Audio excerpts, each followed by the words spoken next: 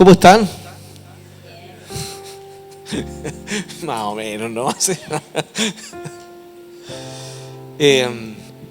Voy a tratar de ser breve. Tengo la misión de predicar un tema que es como el inicio del énfasis del año. Y poder explicar cómo llegamos a esta conclusión es parte de la misión y también de lo que debería motivarnos a trabajar por conseguir con un fundamento de parte del Señor en nuestro quehacer, con nuestra vida integral. Digo vida integral porque eso involucra la espiritualidad, involucra la vida cotidiana, que a los ojos del Señor en realidad todo es espiritual, en términos de que todo está conectado con Él. Si tú cocinas con harto cariño, con harto amor, ese seguramente es el ingrediente más secreto y el que gana mejores adeptos, no solo algo tan exótico. Llegamos a la conclusión de que el énfasis del año tiene que ver con las generaciones. Nos estamos encontrando con la transversalidad de todo lo que tiene que ver con este sentido de lo que son las misiones paternas, o cómo es que el Padre ha mirado desde siempre la humanidad, cómo siempre está interesado en que se multiplique, pero también tenemos una contraposición a la generación de lo que es el antirreino, así como dijo la parábola del trigo y la cizaña. En alguna medida nos traía un resumen bien posterior del inicio de un gran conflicto que ha tenido la humanidad desde el comienzo. Génesis capítulo 3, verso 15 habla de un conflicto viejo, antiguo, que está presente en nosotros hoy. Y ese conflicto es la genética o las generaciones, que son hijos de las tinieblas versus los hijos de la luz, o los hijos de Dios y versus los hijos del diablo, ¿no?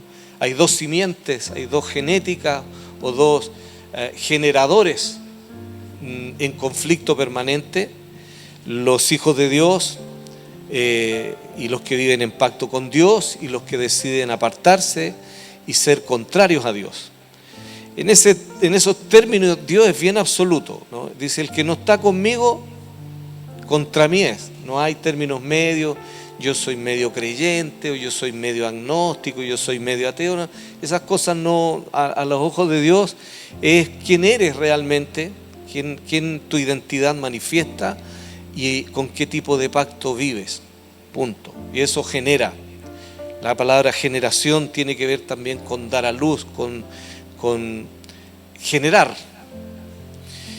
Entonces, este conflicto de Génesis capítulo 3, verso 15 dice: y la simiente de la mujer va a poner un golpe final sobre la cabeza, ¿cierto?, de la serpiente, que es la otra genética.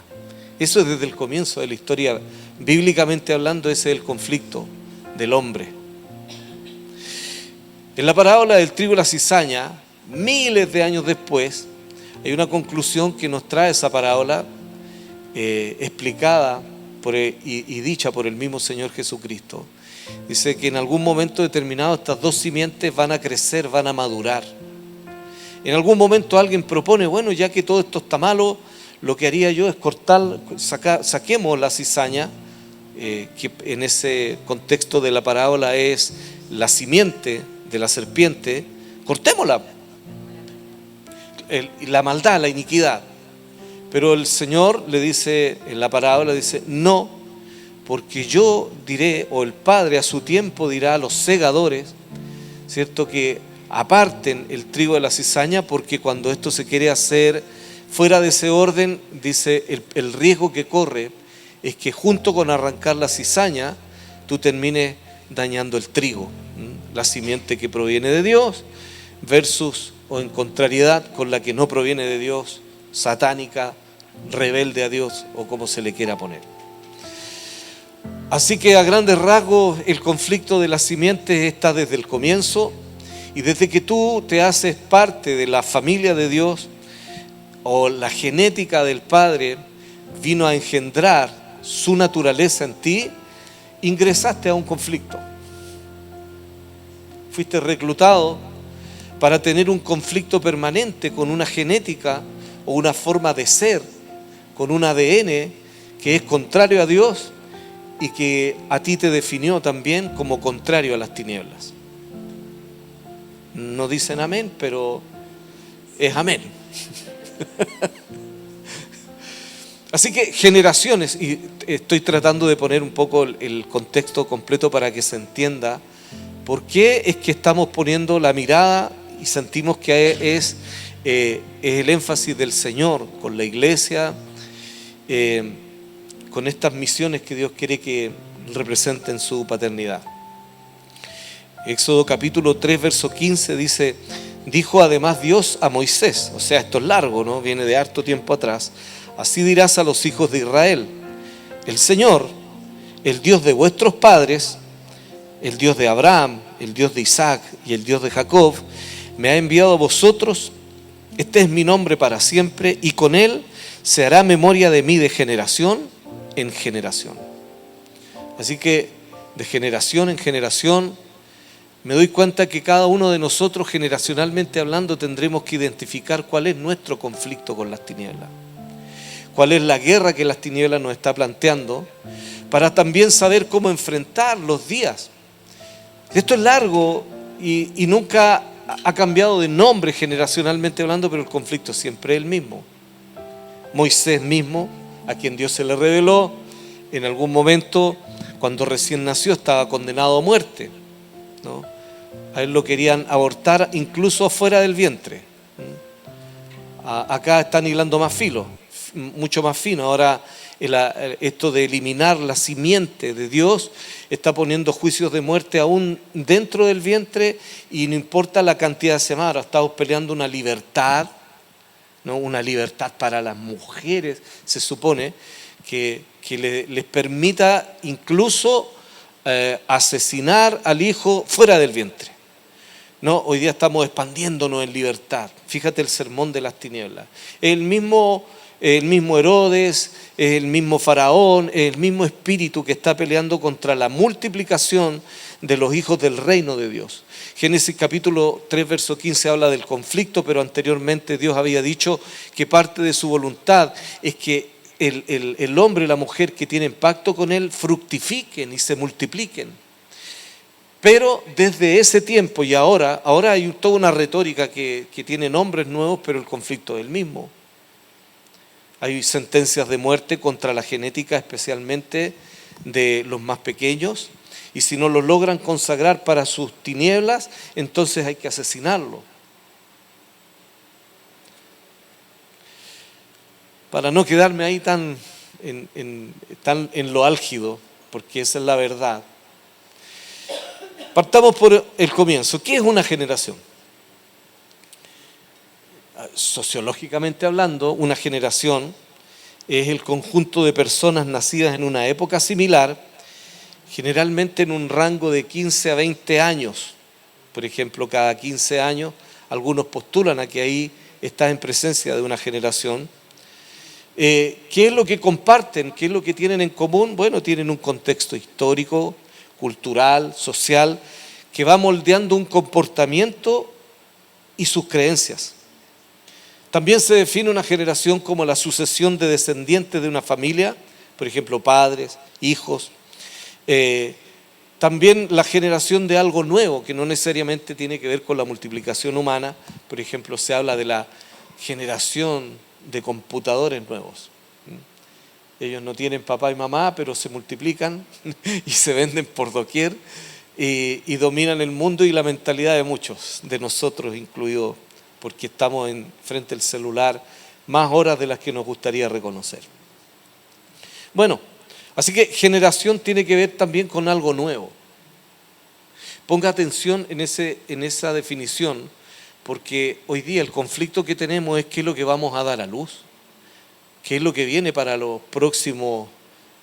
Mis nietos se van a tener que enfrentar a la manifestación de un tipo de cizaña denso. Ya está denso hoy día, pero para más adelante. Bueno, algunos aspectos claves, no me voy a meter ahí, solo los voy a nombrar como definiciones, pero aspectos claves de una generación. Por ejemplo, los sociólogos han hablado en términos demográficos acerca de esto, como por ejemplo los grupos como los baby boomers, que son los nacidos del 1946 al 1964. No los voy a definir, si quieren ustedes los buscan después. Ya hemos hablado en algún momento de alguna de sus características. La generación X es la del 65 al 80, los millennials del 1981 al 1996, la generación Z 97 al 2012 o alfa 2013 al 2028, definidos por la tecnología y eventos que son los que están viviendo.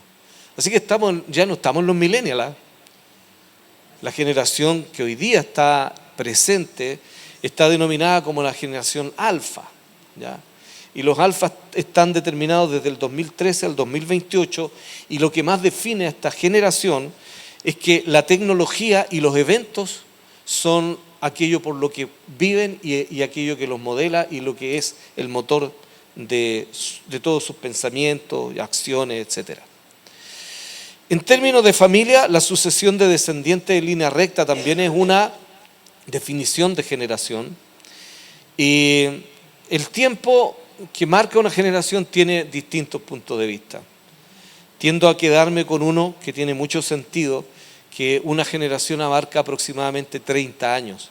¿Por qué? Porque en 30 años nace y se desarrolla una persona completamente.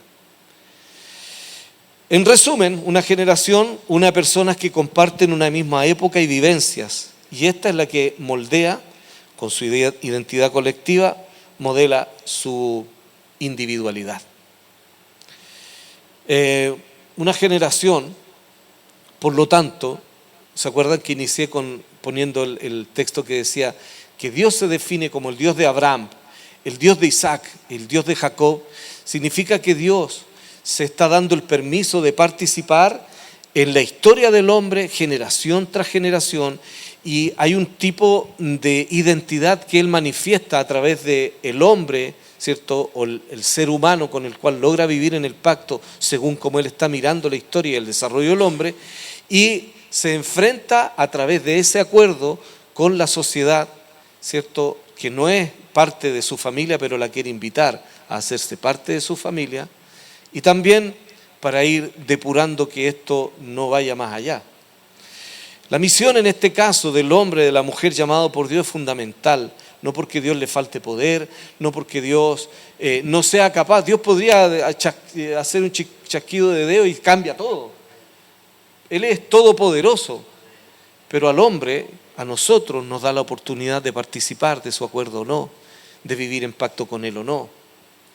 Y todos los reclutados a enfrentarnos por causa sencillamente de identidad, de naturaleza, quiero decirles que tenemos que asumir que nosotros, aunque no queramos, tenemos un conflicto con la simiente que no proviene de Dios, sencillamente por ser quienes somos. Tú no puedes ser un hijo de Dios que vive una especie de pacto de paz permanente. Yo no me meto con las tinieblas no se meten conmigo. No, las tinieblas se están metiendo contigo todos los días. A través, sobre todo hoy día, generación alfa, a través de las redes sociales, a través de todo lo que tiene que ver con la tecnología, los avances que se supone que son un gran indicador de éxito para la humanidad. En este instante tenemos que decir con toda claridad que están siendo el gran derrotero de la humanidad. El transhumanismo, que es uno de los puertos con los cuales las tinieblas están mirando su avance. ¿Por qué persiguen tanto hoy día tergiversar la identidad del ser humano? Porque no sé si te has enterado de esto, pero los visionarios, los que hablan del Congreso futuro, los que hablan de todos estos encuentros de la futurología, ya nos están diciendo, pongan atención, miren eso y escuchen los argumentos de ellos. Ellos están haciendo que el hombre se transforme en un transhumano. Ese es el puerto. Entonces primero hay que entrar por una idea que te haga entender que tú podrías transformarte en otra persona. Ser otro ser. Hay un transhumanista, es de apellido Kurzweil, escribió un libro que se llama La Era de las Máquinas Espirituales. ¿Ya? Yo leí la mitad del libro, sinceramente. Todavía no lo termino, pero tengo toda la impresión de que ese libro lo escribió una IA hace más de 15 o 20 años atrás. ¿Ya? Y ese libro plantea, por ejemplo, el debate filosófico que dice que van a tener religiosos, filósofos, profesores, nos da lo mismo, dueñas de casa, dice, pero nosotros los transhumanistas estamos postulando y buscando el eslabón que todavía no lograban, pero parece que cada día está más cerca, en donde conectemos el cerebro del hombre, ¿cierto?, a un computador, Matrix en persona, ¿no? Ellos ya visionan vivirlo. Y dice, y este es el debate que le queda a ustedes, dice, a todos los demás, nosotros somos transhumanistas. Este es el debate. Cuando el cerebro conectado a ese PC haga que el cerebro y toda la información de ese cerebro esté en el PC y todo lo que tiene el PC personal computer, por si acaso, no es del Partido Comunista. El ordenador, ¿ya? Cuando el ordenador tenga todo su pensamiento también traspasado al cerebro del ser humano, ellos dicen, ¿quién es quién? ¿El hombre es la máquina o la máquina es el hombre? Nos da lo mismo. Ese es el problema de ustedes. Soluciónenlo. Pero eso es por lo que estamos trabajando. ¿Ok? Heavy, po. O sea, redefiniendo la genética humana. Entonces digo yo, el conflicto es largo, pero en realidad nada nuevo hay bajo el sol. Génesis capítulo 6 habla de cuando el hombre, ¿cierto?, se llegó a tergiversar de tal manera en su camino que también incluso la creación entera, las aves, los cuadrúpedos, los reptiles. O sea, imagínate la cantidad de hibridización que existió en ese momento. Tanto así que Dios dijo, el hombre es irredimible, se transformó en otra cosa. Ay, Dios es terrible, fue con los humanos. No, fue con los transhumanos de ese tiempo. Y Jesús dijo, así como en los días de Noé, así será mi venida. Estamos bien cerca. Volvamos un poco a nuestra generación entonces, porque para poder comprender si el Dios de Abraham, de Isaac y de Jacob ha estado presente en todas las generaciones, ¿con qué tipo de compañerismo vamos a enfrentar nosotros a nuestra generación? ¿Cómo le predicamos a nuestra generación sin condenarla? ¿Cómo le predicamos a nuestra generación la verdad sin ser relativistas? ¿Cómo lo hacemos? Porque es un desafío gigante. ¿Cómo lo hacemos para que no nos tilden en esa victimización que ha callado muchas bocas? Ay, es que tú me odias. No, es que están redefiniendo el amor, están redefiniendo el odio, están redefiniendo todo, porque por ahí alguien dijo una gran verdad: el que domina el léxico, el que domina el lenguaje, el que domina la palabra, lo modela todo. Así que, entre otras cosas que tenemos, una guerra que tenemos que es muy espiritual, es la guerra del lenguaje. Las palabras son lo que define y crea determinadas y define realidades. Entonces, vamos a redefinir junto con el Señor qué es el amor, cómo actúa el amor, qué es el odio, cómo actúa el odio, qué es el odio, qué es la venganza, etc. ¿Cuáles son las características entonces? Si el Señor se nos presenta en esta mañana y nos dice, yo soy el Dios de Abraham, de Isaac y de Jacob, y soy el Dios de los alfa. ¿O no? ¿Es Dios o no sobre esta generación? ¿Cómo lo representamos? ¿Cómo predicamos? A los que están idiotizados por la robótica, por la tecnología, por la cibernética, y que están hechizados literalmente con todo un lenguaje que le está haciendo vivir una vida que está cada vez más lejos del Señor. ¿Cómo los acercamos al Señor? Yo creo que sería justo entonces tener un diagnóstico de nuestra sociedad. ¿Cuáles son las características, las crisis que tiene nuestra sociedad? Yo creo que la crisis que tiene nuestra sociedad y que tenemos nosotros, porque nosotros somos parte de esto, amén también, dice, en el resumen que yo hice, creo que la crisis que tenemos es más interna que externa.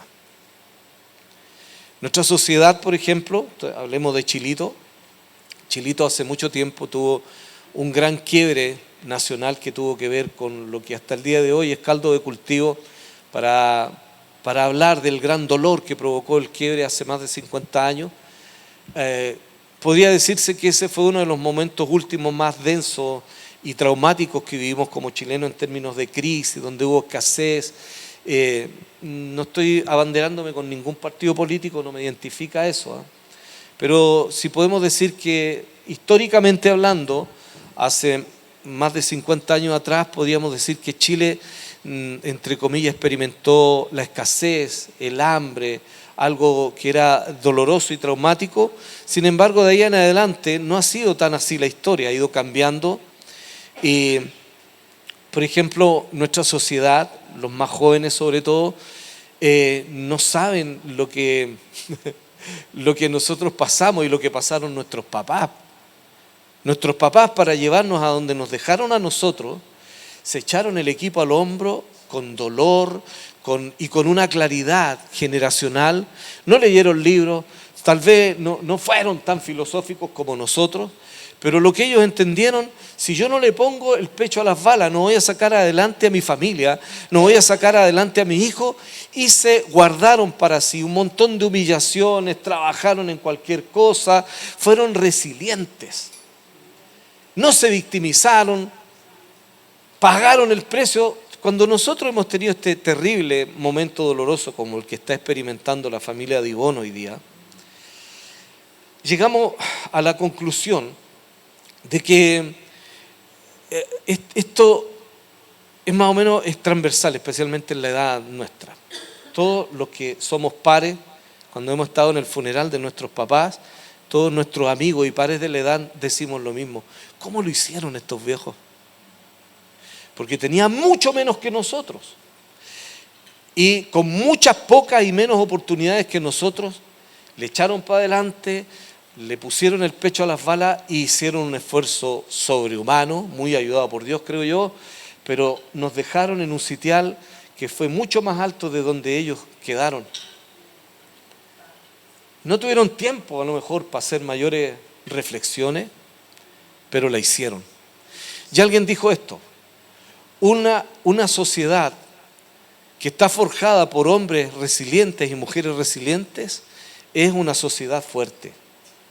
Pero una sociedad que está forjada en hombres y mujeres débiles es una sociedad caótica. Creo que enfrentamos la más dura guerra que enfrentamos nosotros hoy día en nuestra generación es del corazón. No es una guerra externa. Obviamente hay injusticia, hay cosas, que el sueldo, pero si somos honestos, hubieron reyes que nunca conocieron la cama en donde tú duermes hoy. Estoy hablando de un tema de avance, ¿no? Un tema de... Ellos nunca tuvieron la ducha con agua caliente que tú disfrutas y que a veces hay que sacarte a patadas diciendo que más de 40 minutos de ducha ya no es saludable. Así no, los reyes no vivían así, ¿eh? Estamos expandidos, tenemos un montón de... Miremoslo desde la perspectiva en cómo Dios ha cuidado de nosotros. Vivimos en una sociedad que tiene muchas comodidades. Correcto. Pero el hombre no está contento. No hay felicidad porque en el corazón tenemos una guerra. Obviamente también nuestro diagnóstico generacional es que hay muchas presiones culturales, ideológicas.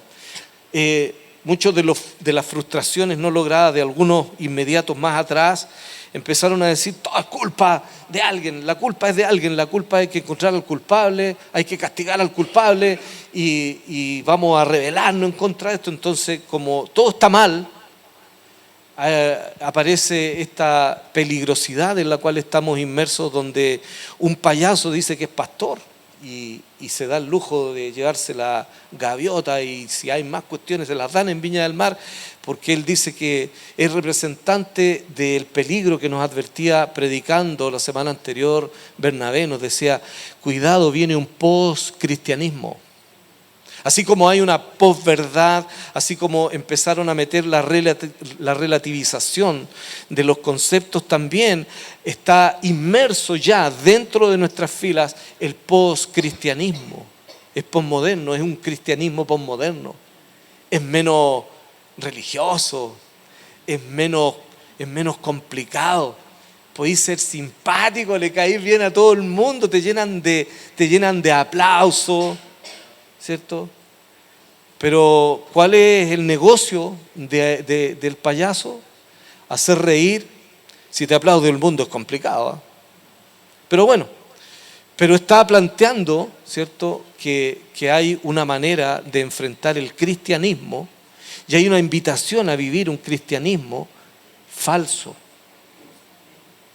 que no tiene vínculo, que no tiene pacto, que es un cristianismo como la canción vieja, La Bella Sin Alma.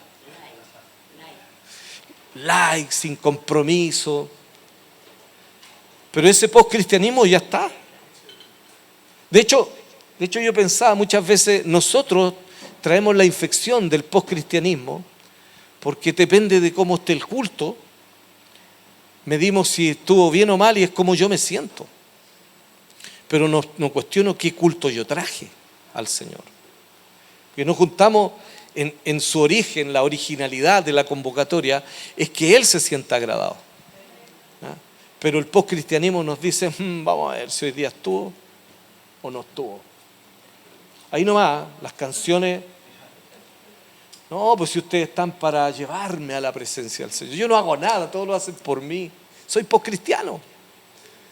Tengo un cristianismo reformado. La inseguridad, entonces, que también es motivo de los grandes discursos políticos, es mucho más complicado que solo ganarle la guerra a la delincuencia, porque la inseguridad que tenemos está más profunda. Cuando una sociedad, que es el diagnóstico que nosotros tenemos, cuando se mira a sí misma no apta para multiplicarse, esa sí que es importante, anótela. Cuando una sociedad dice que no es digna de multiplicarse, a mí me asombra escuchar los argumentos de Europa, por ejemplo. Europa emancipada, libre pensadora, intelectualmente, por encima de todo el mundo. ¿Sabes el resumen que tienen? Es que no vale la pena tener hijos. ¿Por qué? No, para que vengan a sufrir. Mira, el síntoma, el diagnóstico de una sociedad verdaderamente enferma está aquí.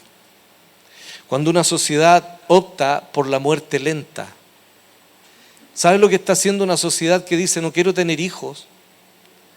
No quiero casarme, no quiero hacer vida de familia, no quiero responsabilidades, no, yo necesito realizarme y que Dios cumpla todos mis deseos, como la lámpara de Aladino. Jesús le frotó la lámpara de la oración, del ayuno, y Él hace lo que yo quiero. Pero ese no es el Señor. El Señor es el que gobierna, Él reina. El que se postran todos los reyes y todos los que arrojan sus coronas delante de Él es el Señor de señores, la máxima autoridad. Yo a Él no vengo a manipularlo, no vengo a sacarle bendiciones que me favorezcan. Yo vengo a pedirle instrucciones, necesito que tú me dirijas, necesito que tú me digas dónde tú quieres que yo esté, qué es lo que tú quieres que yo haga. Así que cuando una sociedad opta por la muerte lenta, el suicidio lento, esto es como matarse de anorexia. No voy a comer hasta morir. Porque si una sociedad dice, no soy confiable porque no soy capaz ni me quiero hacer responsable de los próximos niños, los bebés que vienen en camino, de fondo lo que está diciendo es que está tan enferma, está tan frustrada que no cree ni en sí misma. No cree en nadie. Considera que ella no es apta. La próxima generación no podría tener el cuidado de ellos porque este es el argumento. ¿Cómo podrían sobrevivir a todo esto que ya está construido?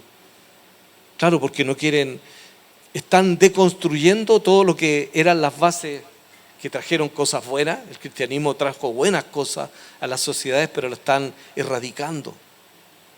porque se supone que ese es el foco de todos nuestros males.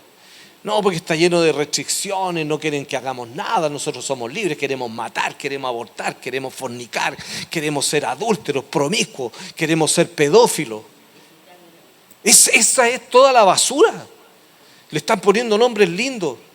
¿Pero qué es esa cuestión? Es que los niños necesitan ser educados sexualmente. A los 3 años le vamos a enseñar a masturbarse. Que conozcan su cuerpo. Y el libre amor, están queriendo bajar entonces la responsabilización ya a menos 14. Se escandalizan de que el mundo islámico casa niñas de 12, pero ellos ya le echaron el ojo a las de 14 por lo menos para hacerlo legal. Esa es la verdad.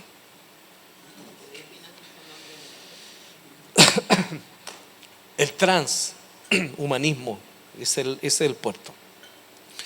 La época en que vivimos es técnicamente fuerte, traspasando información.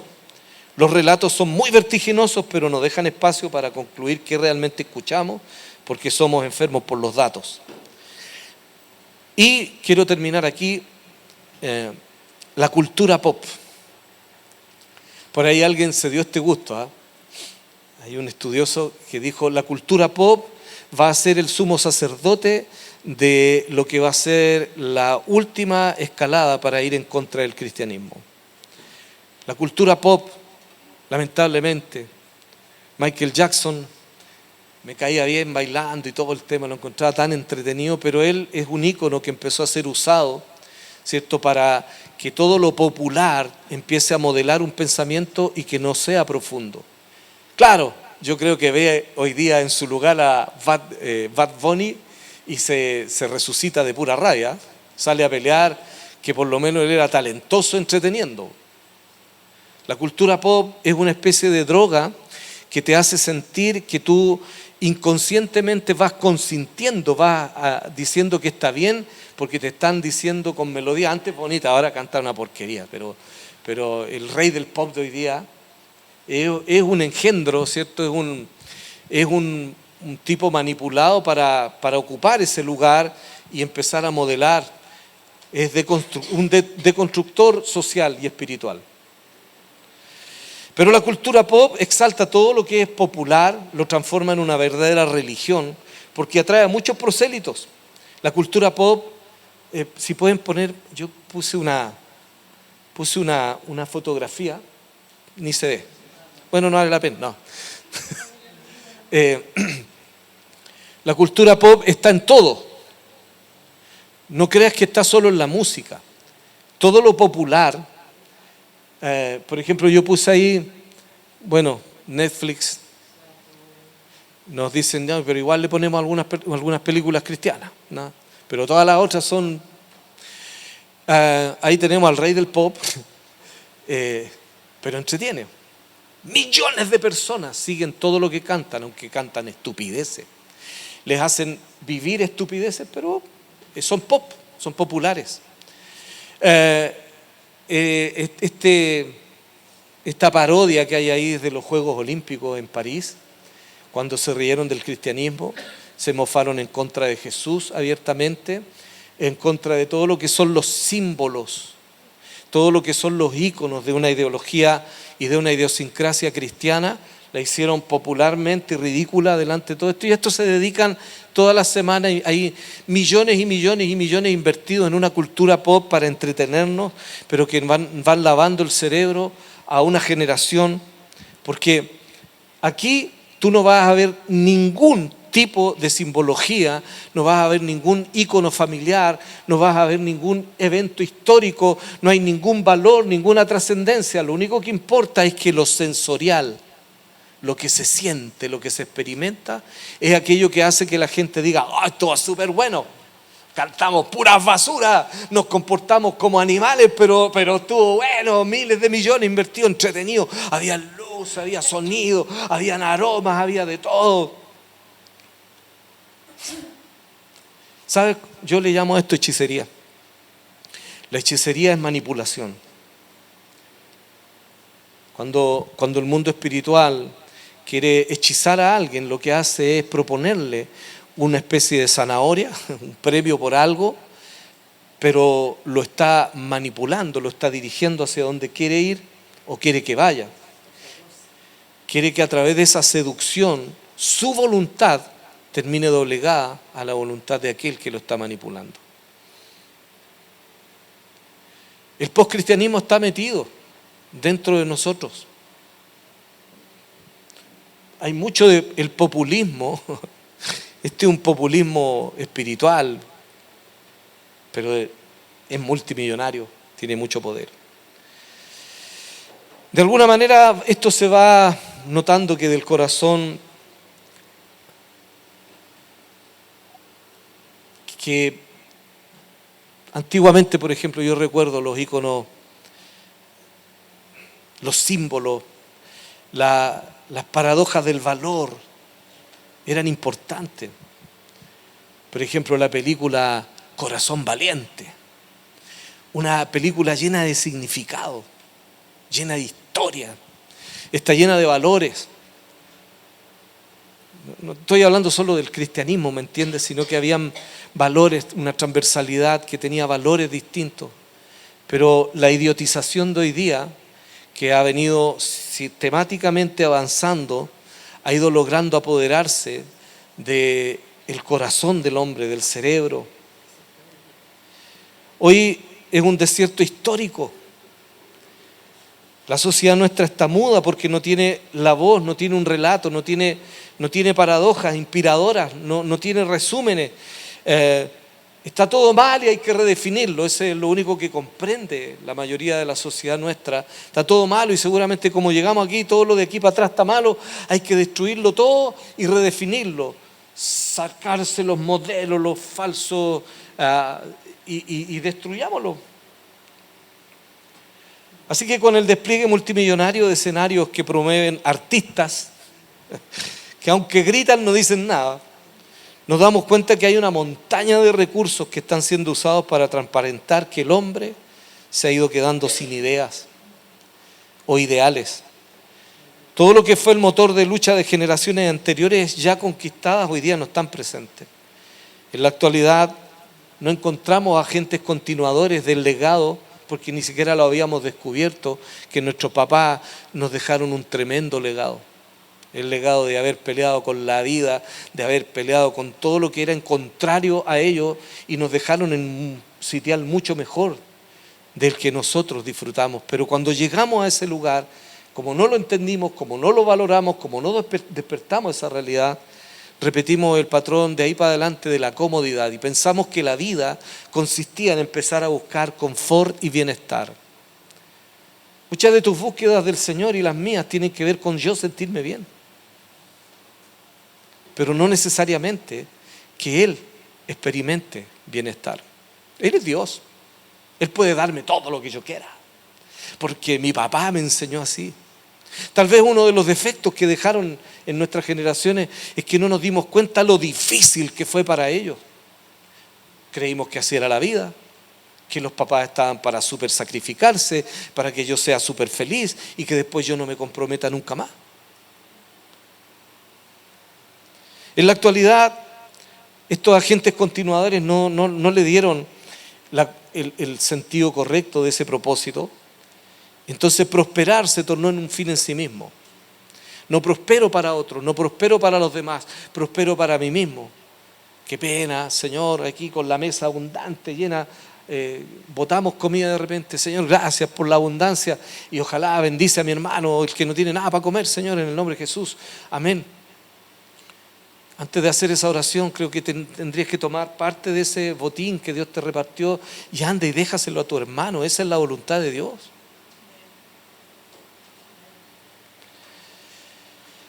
Ya, la gran comisión, saquen la foto esa. A esa generación le tenemos que predicar.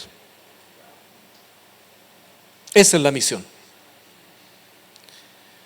Ahora, para que nosotros le podamos predicar a esa generación, lo primero que tenemos que asegurarnos es que nosotros no somos parte de ella.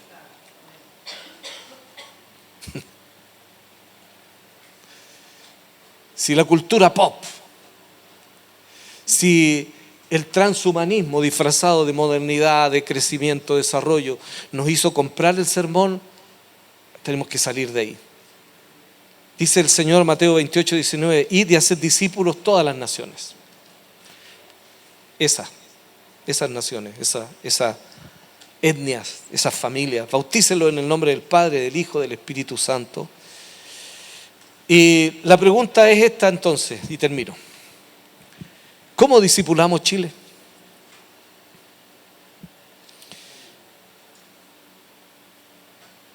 La frase que dije delante, las adversidades desarrollan resiliencia. Alguien dijo esto, dificultades generan hombres fuertes. La comodidad genera hombres débiles.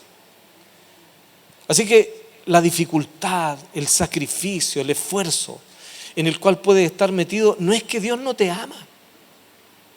Te ama profundamente. Pero lo que quiere enseñarte es a salir adelante con Él, en compañerismo con Él, y como que una vez de entrenado puede ser usado para ir a alcanzar a aquel que hoy día está preso, en asumir que la vida como se la están vendiendo, al final es solo comodidad. Pero en 30 años, yo no sé cómo llegué aquí al año 59. No me di cuenta, pero en 30 años no vas a tener ni las fuerzas que tienes hoy día si eres más joven. No vas a tener, si no multiplicaste, si no te hiciste cargo de un proyecto mayor, el gatito y el perrito, y a pagar la ISAPRE de mascota, y ojalá comprar un terreno en el cementerio de mascota. Es triste. De verdad lo digo con un poco de sarcasmo. Y lo digo así, un poco para remecernos de que ese no es el futuro que Dios pensó darte. El futuro y el proyecto que Dios pensó, aunque hoy día estés pasando por dificultades, vota ese sermón del postcristianismo. Ay, es que estoy sufriendo. Te están entrenando, nada más. Nada más. Dios sigue amándote como siempre. Pero nosotros criamos a nuestros hijos. Y obviamente cuando tenían 2 años no le podía dar el trato que le damos hoy día que tienen 30. No se puede. Porque es anacrónico, porque no corresponde y porque las responsabilizaciones que ellos tienen hoy día son mucho mayores. Crecieron, son adultos. Si quieres que Dios te trate toda la vida como un niñito de 2 años, de 3 años, te vas a quedar anacrónico con Él. No vas a entender en qué parte del proceso va Él enfrentando a esta, diciendo, yo soy el Dios de Abraham, de Isaac y de Jacob, pero también soy el Dios de Chile, soy el Dios de esta nación, soy el Dios de los alfas, soy el Dios de esta generación que le crearon toda esta hechicería para que no se encuentren conmigo, pero los tengo a ustedes. Entonces, ¿me puedes decir sinceramente si el postcristianismo lo estás identificando dentro de ti? Ay, que paso dificultades. Mis queridos, todos. Piensa en tus papás. Pucha, pagaron un precio los viejos y callados. Y cuando se fueron con el Señor, se fueron felices.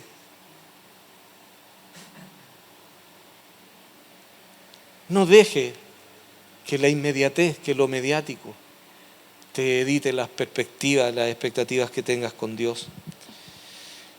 Y si no estás siendo resiliente, cambia. Arrepiéntete. Dios es resiliente. Dios cambia. Tiene la capacidad de enfrentar la adversidad. Se puede haber hecho la vida súper fácil el Señor. Ya vi. Mira, cuando en el día de reposo Él pensó y vio todo lo que venía en el futuro, dijo, todo es bueno en gran manera, pero también vio todos los condoros nuestros, los de la generación tras generación, pero no volvió atrás. Dijo, no, esto lo vamos a enfrentar. Esta cuestión, yo soy un buen papá, le vamos a echar para adelante con mi hijo, me voy a revelar a ellos, les voy a dar todo el Espíritu del Señor, mi propio Espíritu va a vivir con ellos, vamos a volver a la comunidad de siempre y todo va a estar bien.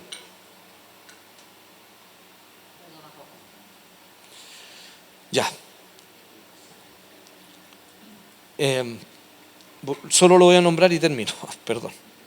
Dije que iba a terminar delante.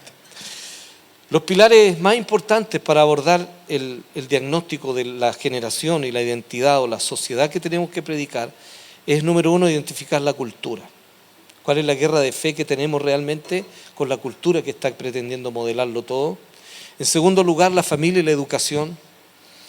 La espiritualidad es súper importante.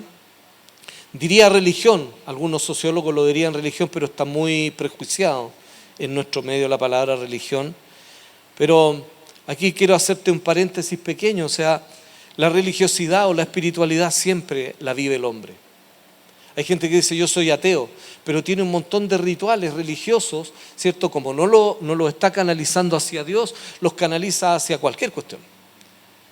La religiosidad de una vez a la semana ir al partido de fútbol. ¡Oh! Familia, nombres, símbolos, historia, canciones, todo lo que es una identidad que los identifica. Es la espiritualidad torcida, rindiéndole culto a aquel que te regala por lo menos la expresión de una familia, sentirse juntos, saltando en el tablón, y no se ven a lo mejor nunca más, pero en ese momento están disfrutando una especie de familia, de espiritualidad.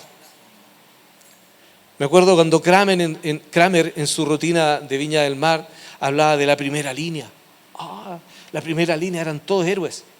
No, y aquí no te preocupes, nosotros somos los que ponemos la cara, sí, para que tú puedas protestar. Y él exaltaba que, ¿cierto? Pero esa liturgia, esa religiosidad, esa espiritualidad les regalaba un sentido de propósito y de identidad. El hombre, aunque diga que es ateo, practica vida espiritual. La vida espiritual que está practicando la persona que no solo va y puso como su Dios al fútbol, o el deporte, o la música, o si eso que te invita a practicar ritualmente, siempre más o menos lo mismo, ¿cierto? Es porque ahí encontraste un Dios. Ese Dios te está regalando familia. Ese Dios te está regalando un sentido de pertenencia. Ese Dios te está regalando un sentido de despropósito. Así que, ¿cómo lo hacemos? Termino con esto. Y la verdad os hará libres. Dice Jesús, Juan capítulo 8, verso 31 en adelante, dice: entonces Jesús decía a los judíos que habían creído en Él, decía a la gente que habían creído en Él: si vosotros permaneciereis en mi palabra, verdaderamente seréis mis discípulos. No prosélitos de un culto, no de la iglesia de Antioquía. No, yo voy y escucho al pastor Héctor García, al pastor José Manuel Plaza, escucho prédicas de ellos, del pastor Héctor. No, dice el Señor: si vosotros permaneciereis en mi palabra, verdaderamente seréis mis discípulos. Y conoceréis la verdad, y la verdad os hará libres. Mira, una cosa es escuchar conceptos, datos de la verdad.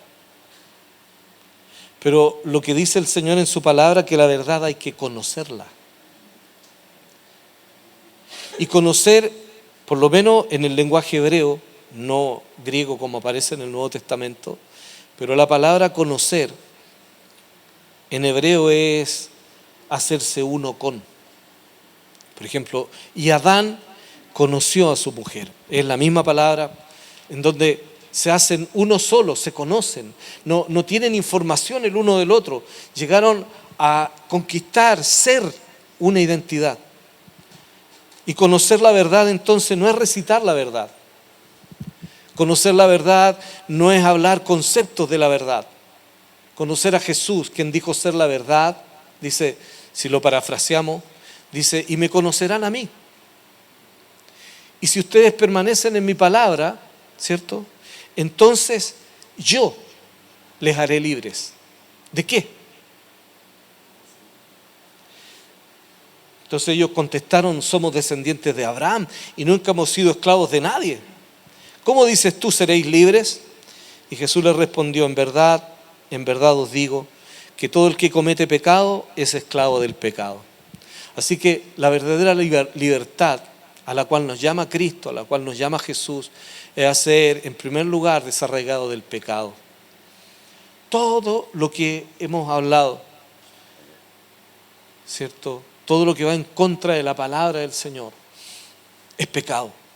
Todo lo que va en contra de su voluntad es pecado. Si alguien dice que puede consentir con el pecado, convivir con el pecado, aceptar, incluso en términos del amor, decir, bueno, es por amor, y por amor yo puedo consentir con prácticas que están lejos de la obediencia al Señor, ok, estás quedando bien con el mundo. Pero dice Jesús que la gran señal de alguien libre es el que por causa de él ha vencido el pecado, puede vivir en obediencia. Así que tú puedes conocer textos bíblicos, tú puedes conocer experiencias, puedes conocer costumbres, puedes tener incluso determinada identificación con símbolos, con la retórica, con la familia de la fe, pero si Jesús no te ha hecho libre, es decir, si el pecado todavía tiene señorío sobre tu persona, no has conocido a Jesús, por lo tanto no eres libre. Se puede ser evangélico y no necesariamente discípulo de Jesús. Se puede ser participante, prosélito de una congregación, pero si a la hora de los Q, a la hora del resumen personal, cuando llegas a acostarte solo, porque todos tenemos y experimentamos este conversar con la almohada, como le llamamos, si en ese momento tú sabes que has vivido lejos de Dios, tú sabes que el pecado ha tenido gobierno sobre tu vida, tú sabes que aunque a Dios no le agrada, aunque el Espíritu de Dios te ha amonestado, te ha redarguido, no has sido capaz de enfrentarlo con una forma de vivir que es conforme a Cristo, entonces tienes que partir por el comienzo. Deja de aparentar que eres libre, deja de aparentar que vives en la verdad. Nuestro mundo, nuestra cultura está llena de apariencias. Apariencias de piedad, apariencias de éxito. Hermano amado, a mí me asombra, lo digo como consejo pastoral. Es rico cuando uno de repente postea cosas que hace, bien. Pero ¿por qué tendría? A veces siento que la gente quiere justificar toda su vida a través de las redes sociales. Déjate un espacio personal. Déjate un espacio para la casa, para la familia, déjate un espacio propio. Si quieres ser así de público, manifiesta cuánto obedeces a Jesús. Jesús le respondió en verdad, el que comete pecado es esclavo del pecado. Y el esclavo no queda en la casa para siempre, el hijo sí permanece para siempre. Así que, si el hijo os libertare, seréis verdaderamente libres. Sé que sois descendientes de Abraham, sé que todos traen un currículum, y sin embargo procuráis matarme, porque mi palabra no tiene cabida en vosotros. Pero yo no quiero matar a Jesús. ¿Y qué tal si el Jesús que está puesto en el vientre de alguien, por toda la retórica que hay, dice, no, pero es que yo en una de las tres causales estoy de acuerdo? Lo pongo como ejemplo.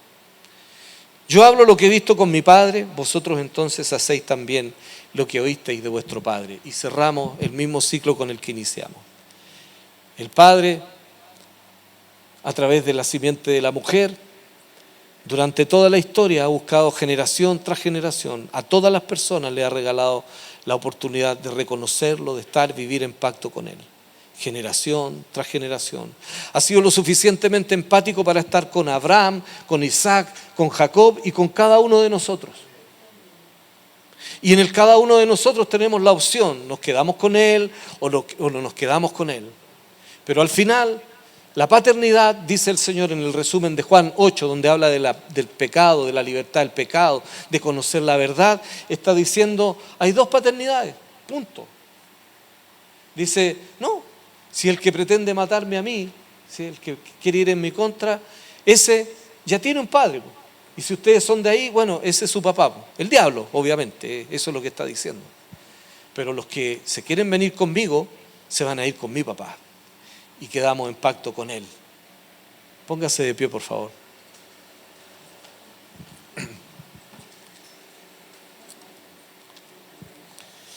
Mis queridos, La sociedad en la que vivimos es de puras apariencias. Esto de demostrarlo todo.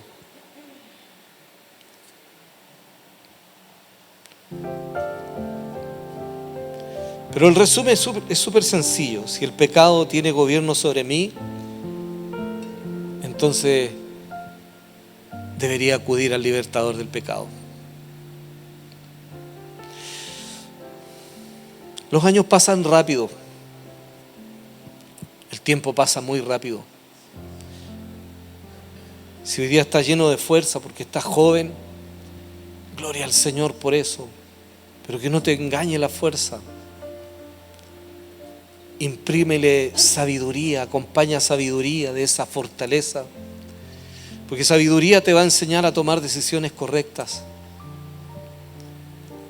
Y si descubriste algo de toda esta... Porque yo descubrí harto de eso que denuncié aquí mismo.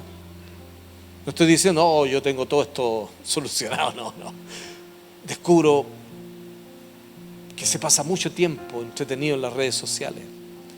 Y no es necesario estar mirando cosas espantosas. Son súper entretenidas. Pero a veces es más tiempo del necesario. Y puede parecer inocente. Pero si lo comparas realmente, puede estar una hora que pudiste haber estado con el Señor, o pudiste haber estado haciendo algo más entretenido, no sé, con Dios. ¿La entretención es pecado? No, hasta que no se vuelva un Dios.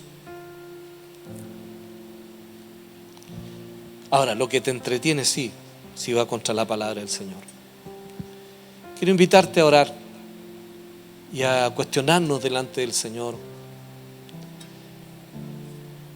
Si el síntoma que tienes es que no vale la pena multiplicar, no vale la pena tener hijos, no vale la pena cuidar las próximas generaciones, es que la enfermedad y la inseguridad en tu corazón te ha hecho creer que esto está todo perdido.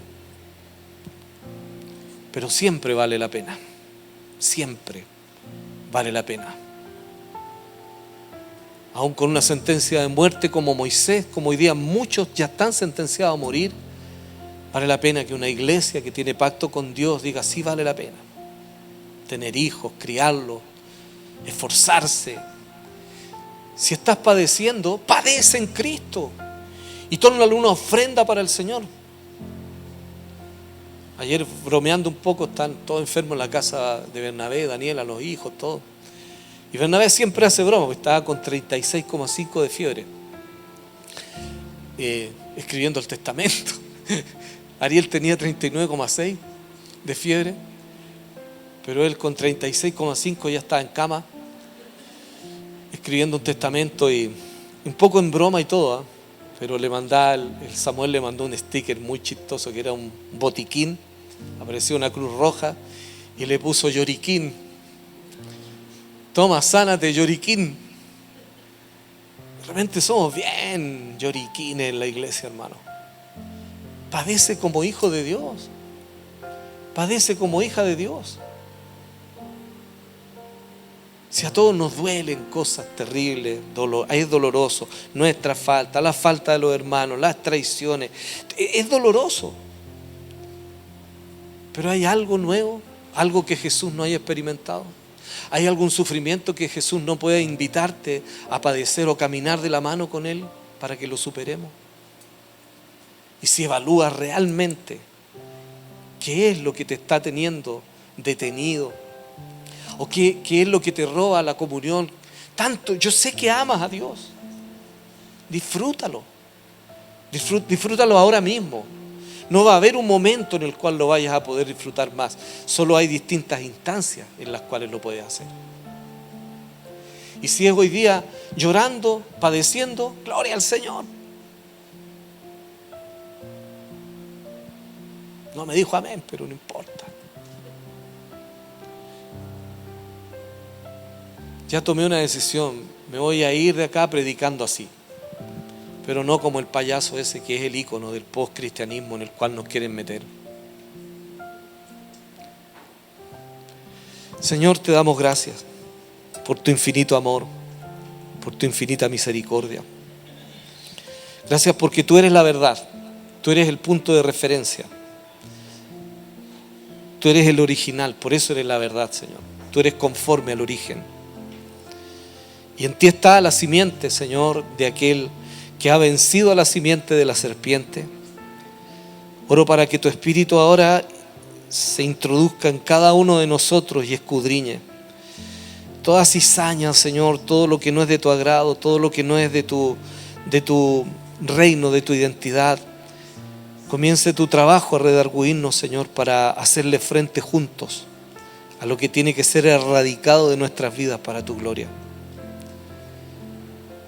En el nombre de Jesús, enséñanos a vivir contigo.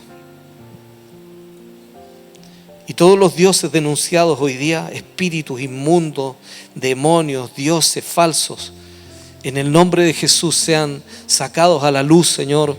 Comience a venir el trato de tu Espíritu para que tu libertad, para que la verdadera libertad, que es tu verdad, que es tu persona, nos haga verdaderamente libres. En el nombre de Jesús, pido que quede en el ambiente tu trato con cada uno de nosotros, Señor. Amén.